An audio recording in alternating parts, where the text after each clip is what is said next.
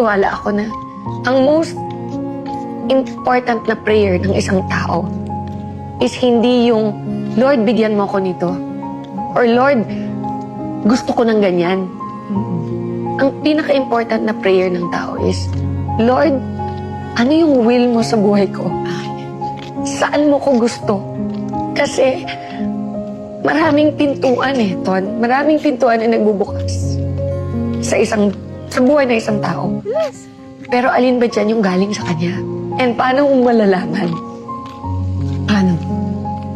Ang prayer is, kung hindi galing sa'yo, Lord, isara mo. Tama. Isara mo. Alam mo ba kung ilan na, in my 35 years in showbiz, alam mo ba kung ilan na yung mga project na, andyan na, iyon na, biglang nawawala? Yes. Alam mo yun? Yes. Bakit? Hindi yun sa'yo Kaya kailangan align ka sa Kanya lagi.